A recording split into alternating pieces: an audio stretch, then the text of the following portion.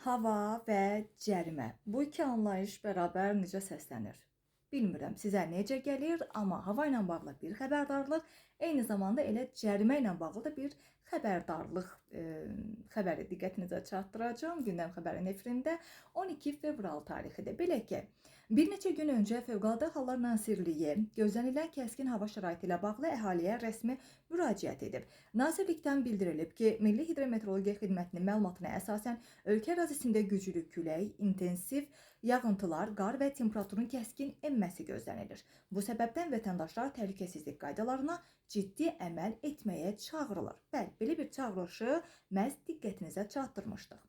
Qarlı və buzlu hava şəraiti xüsusilə Bakıda hər dəfə eyni mənzərəni yaradır. Yolların buz bağlaması ilə paytaxtda demək olar ki, həyat dayanır, nəqliyyat sistemi iflic vəziyyətə düşür.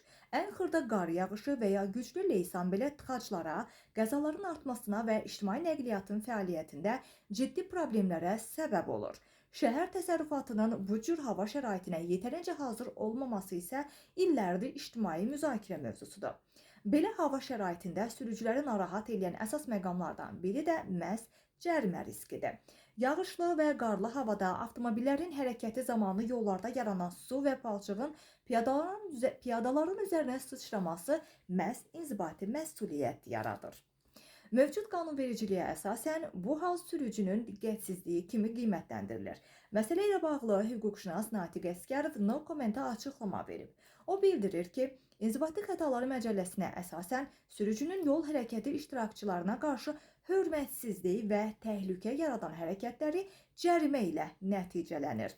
Əgər sürücü hava və yol şəraitini nəzərə almadan hərəkət eləyər və nəticədə piyadanın üzərinə su və ya palçıq sıçradarsa, bu hal sübuta yetirildiyi təqdirdə 20 manat məbləğində cərimə tətbiq olunur.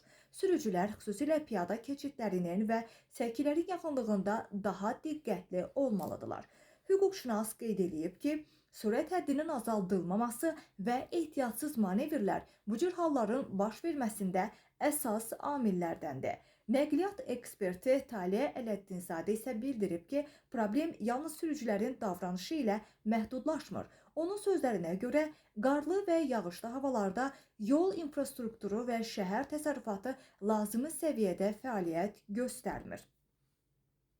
Yolların vaxtında təmizlənməməsi, drenaj sistemlərinin zəif işləməsi və sürüşkən yol örtüyü həm sürücülər, həm də piyadalar üçün risk yaradır. Bu da cərimələrin və yol nəqliyyat hadisələrinin sayının artmasına səbəb olur. İnkişaf etmiş ölkələrdə bu cür hava şəraitində yol təsərrüfatı xüsusi rejimlə işləyir. Sürücülər isə hava şəraitinə uyğun davranmağa məcburdur. Bakıda isə qısa müddətli qar və ya leysan belə nəqliyyat sisteminin iflic olmasına gətirib çıxarır.